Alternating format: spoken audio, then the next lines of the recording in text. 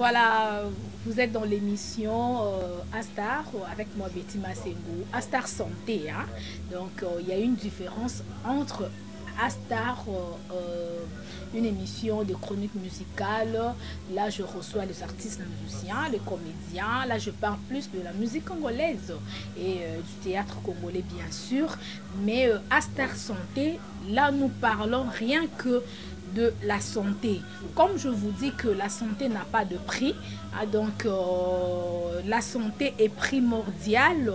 Hein, donc voilà, chers amis, salutations déjà à vous et bienvenue dans ces nouveaux numéros de cette émission. Salutations aussi à l'ingénieur Dave Moubama, salutations à la Joa Amado Pichuna, l'hymne national, Motema ya Papa Aimé depuis Paris et bisous aussi à ma maman chérie, maman Kati Bakissa, la fille de la porte le Paul Mutomboka Lombo, hein, dans le ministère Amen, na Pessi Bonyo Sombote, à mon pasteur, Maïda du pasteur, le pasteur Olivier Temeteme de l'église Rehoboth. Et aujourd'hui, nous allons parler d'un nouveau sujet. Je reçois le docteur Ahmed, hein, donc docteur Oyo. Il y en a en plus dans le monde de la santé.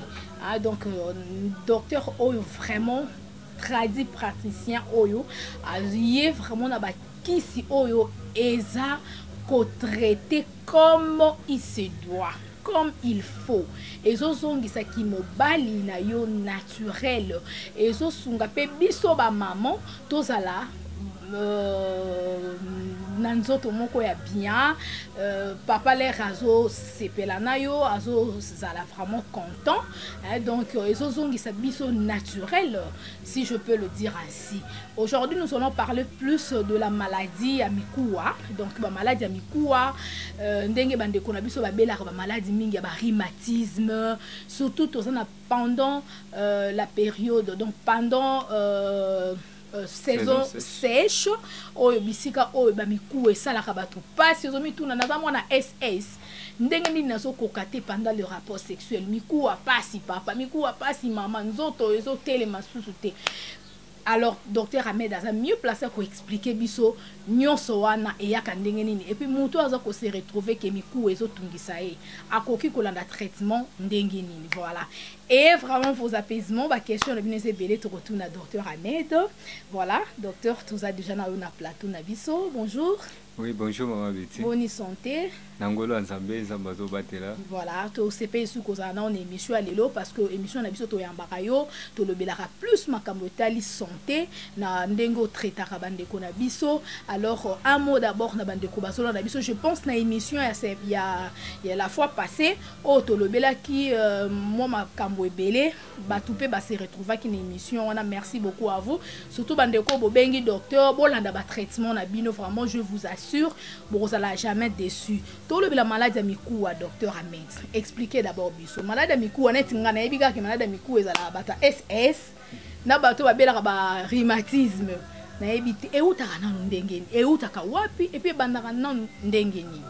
OK, donc tozana ba maladie o ezotake mikuwa ezali ebele, tozali na rhumatisme, tozali na ba arthrose, tozali na ba problème à nerf sciatique, donc ezali moi ebele. Donc ezali ba maladie moko oizoya na ba différents cas. Ndeko mususu akoko koma na problème asalaki AVC et tant ba traité azongi normal mais parti mususu etikali na défaut akomi koyoka ngo ezo sale ba passe wana miko ezo fonctionner mususu bien te. Et ndeko mususu ezali circulation ya makila ezo sala ma bien te na nzoto na ye. Donc ezo sala ma bien te ezo sala ke place au miku esangana et komi ko provoquer ba douleur.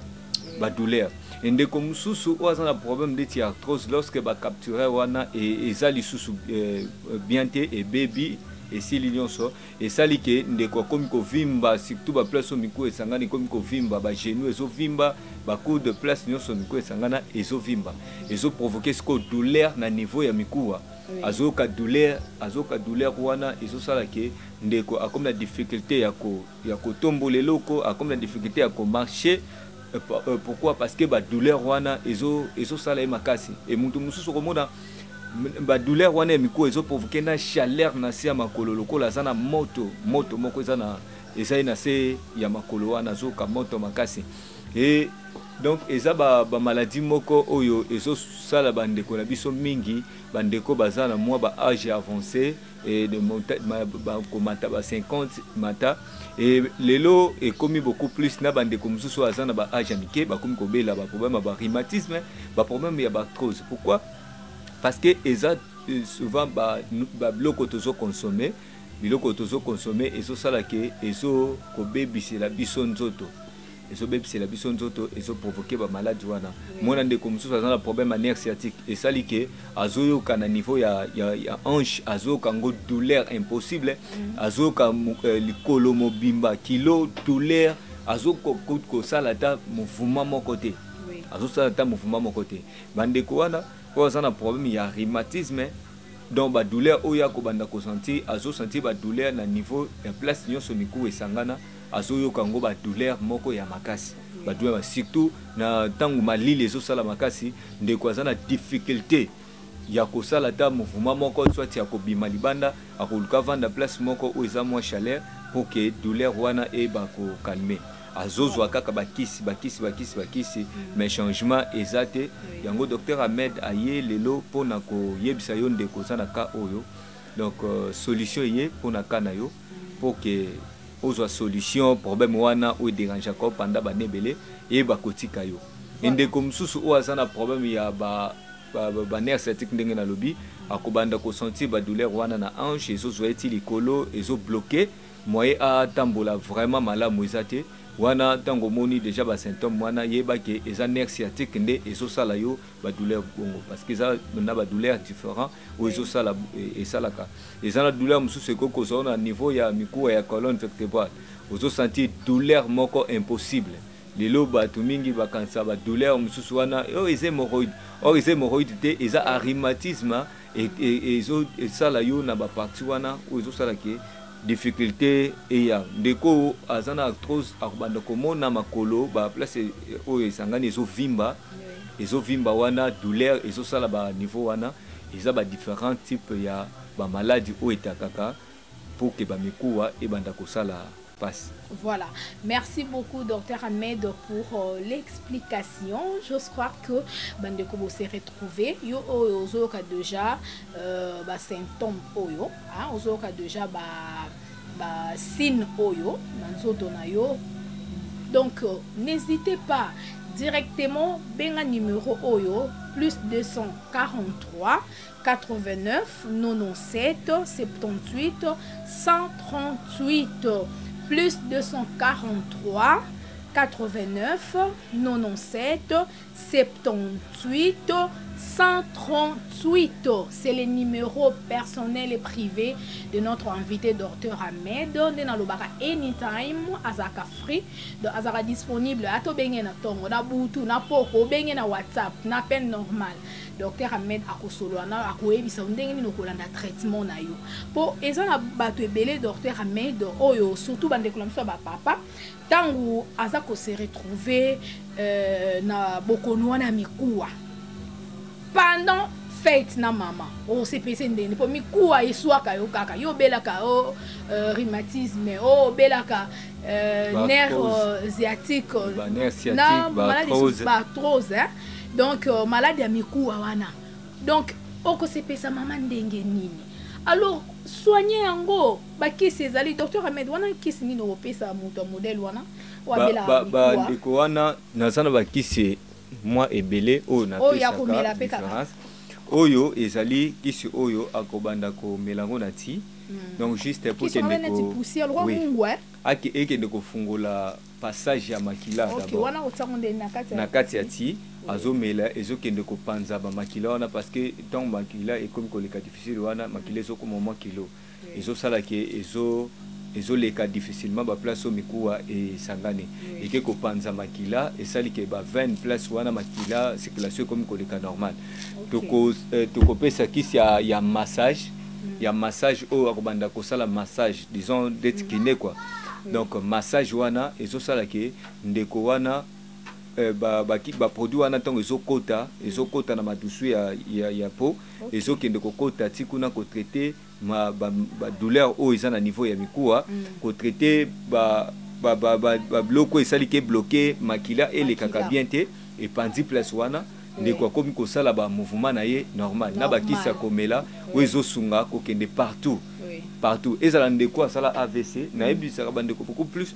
tant moto asali AVC donc malade mikuwa na pe ekozaka AVC oui AVC ekozaka pe malade mikuwa pourquoi tant moto asali AVC omona ki atikali na défaut liboko ezo fonctionner lisusu te likolo ezo fonctionner lisusu te mais omona ki so bouger yango et ayoka douleur pourquoi parce que bloqué ezo sala te et ndeko sala ke na kopesa na bakisi eke sukoli na niveau ya mutu esali ke likolo liboko wana soit likolo wana connexion nango na mutu ezongi et komi ko fonctionner de to banda kiné nango na bakisi oyo ya komela wana pendant combien de jours donc traitement complet nango eza seulement 21 jours tout ça le traitement complet il y a 21 jours ce qui ndeko sali AVC ndé eza bloqué de to kende 1 mois mais ce qui est ça qui est ba rhumatisme wana ba arthrose et ça traitement moko ya 21 jours on de quoi kozwa traitement na ya komela ya massage donc tant que melango ya komela ya ba liquide des ali ya ba poussière des ali ba pommade des ali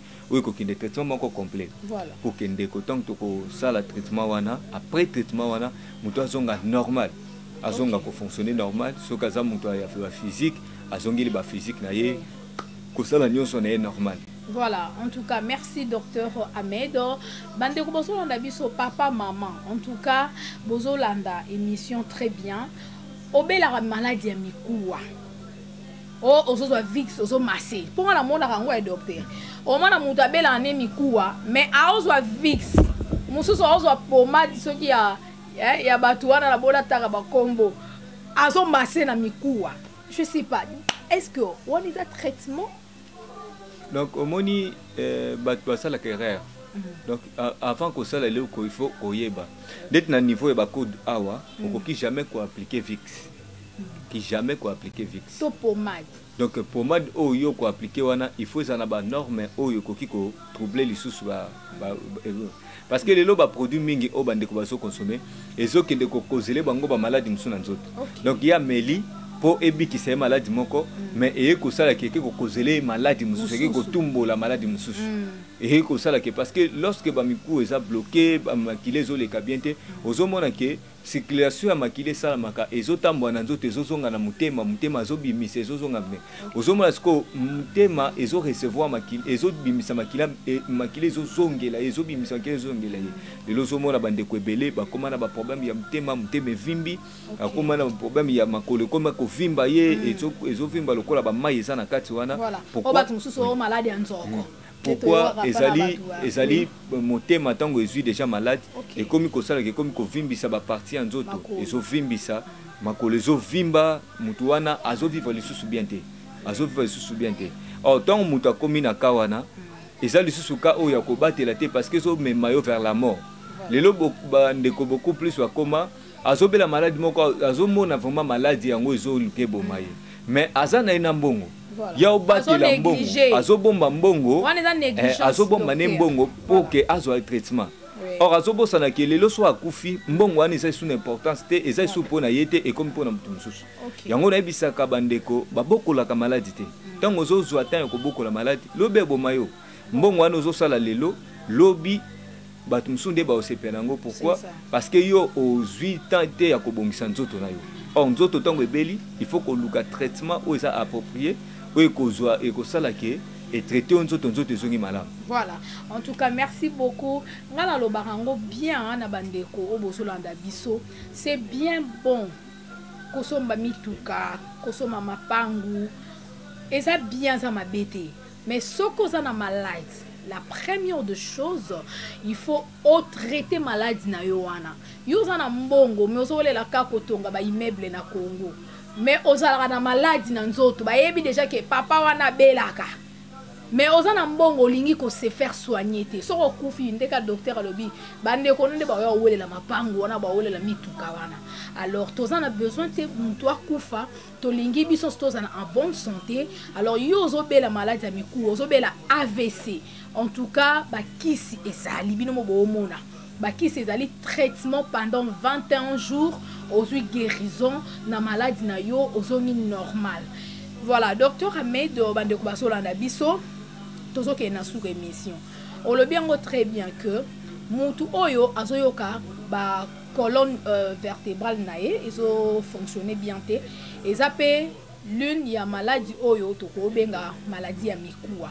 Et belesko bakasaka hémorroïde surtout bandeko ba chauffeur na bandeko na biso bana poto basala misala makasi na ba restaurant basala na ba magasin na ba boutique na ba shop et tout ba misala ko telema omona mutu azoka mukuwa oyo esala na katikati na biso wana mukongo ezo sala pasi oui colonne vertébrale na français dans na lingala mukuwa wa katikati mukongo wana mais omona yo teze hémorroïde parce que na telema ki mingi pendant air ya caillou ndezo soit mukuwa wana omona ozokaka de tolobi n'importe quel Vicks n'importe quelle pommade pas avant de commencer mais mikuwa wana etungisake kaka du jour au jour yango zomona mutu mususu omona mukuwa ya nzoto esalaki ka pasi.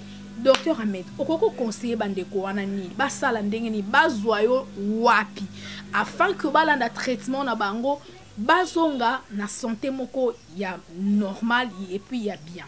Ok, ba ndeko bazolandanga conseil nazo pesa bino ozana maladie luka ozwa soin ya traitement moko oza approprié pour que nzoto na ezonga malamu. Nga docteur Ahmed nazwami na RDC na moko ya ba capitale ya Kinshasa donc nazali na avenue Lubefu numéro 17 juste na commune ya Lemba na Lemba Foire na avenue Lubefu numéro 17 nazawana. Et bandeko bazali banda o balingi bazwanga bakozwanga na plus de 143 89 97 78 138 plus 243 89 97 78 138. Yo ndeko ozolandanga ozana babokono mususu o totangite na émission na biso o totangite na émission na biso sachez bien que docteur Ahmed a traité ba maladie ebele. Oui. A traité ba maladie ebele ça que docteur Ahmed a traité ba maladie nyonso donc a traité ba maladie ebele et ça na ba maladie mususu docteur Ahmed a traité ka et ça mususu a traité o nga na traité ka ezali baka lokola ba prostatique baka lokola ba épilepsie baka lokola ba faiblesse sexuelle oligospermie bazospermie ba impuissance sexuelle ba AVC ba tension ba diabète ba frigidité côté ba maman ba règle douloureuse ba complication ya kobota côté ya papa côté ya maman ba infection nyonso na traité kango ba maladie lokola ba arthrose ba rhume bouché ba sinusite hépatite C hépatite B donc ba maladie tellement ébélé au docteur Ahmed a traité. Il suffit seulement yo obengi docteur Ahmed nalobaka beaucoup plus bopé sa docteur Ahmed confiance. Okay. Parce que beaucoup tanina ba venturier belé, beaucoup tanina ba charlatan belé, mais docteur Ahmed a beaucoup plus pour les cas à réparer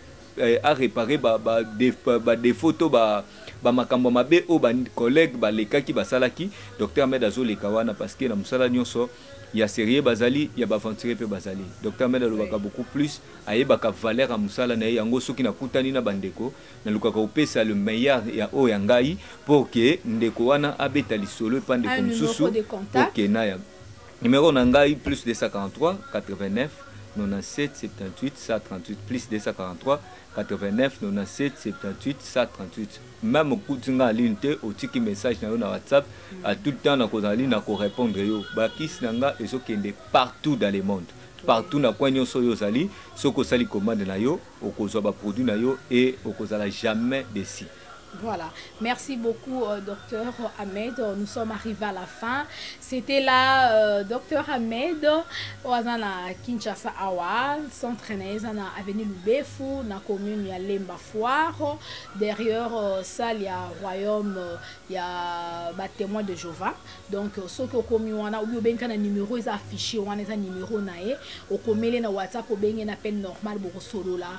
Ozana ndeko no linga zolo bakisi akoya azu bakisi bakisi to tindi mbongo docteur akotindelo bakisi ekokomela yo na mboka nyonso ozali oza en Europe oza na Amérique oza na Afrique awa okozwa bakisi sans problème oza na Angola oza na Asie partout bakisi ya docteur Ahmed ekomaka. Alors ndeko ozo komitugisa mana hémorroïde éjaculation précoce faiblesse sexuelle ozo mitugisa na maladie ya mikuwa prostate kyste cancer hépatite docteur Ahmed azali maladie oya traitaka akopeso kisi e okobika oya traitaka te azwaka pe mbongo te azate lokwa ba docteur mususu lokoso mbonka kisi moko zo traiter 20 maladies. Voilà, awa maladie na maladie ezana kisi na ngone na babokono na bokono na kisi na yango. Merci beaucoup docteur Ahmed, nous sommes arrivés à la fin. Je pense prochainement te relever sujet musu parce que toi na ba sujet belé ba question belé bande ko bolana biso ba passion ya docteur Ahmed ba question na bino tozana ngo toujours à chaque fois tozana docteur Ahmed na émission sur la santé to bando tout na yango po ebele pe bazoyeba te bakozwa ba traitement ndenge nini traitement ngo bakomela kisi ndenge nini na tongo na pokwa docteur Ahmed a expliquaka et puis alandelaka ba maladie na edo ba passion na nyonso atoza na poto akolandelo koza na Kinshasa awa par téléphone réseaux sociaux déjà sunga biso network ezawana docteur Ahmed a à tout moment abando yebiso ndenge ni romela kisi ndenge nini okoki kolanda traitement non afin que ozwa guérison. Merci beaucoup, nous sommes à la fin et d'ici là portez-vous bien et on se retrouve déjà à la prochaine. Au revoir.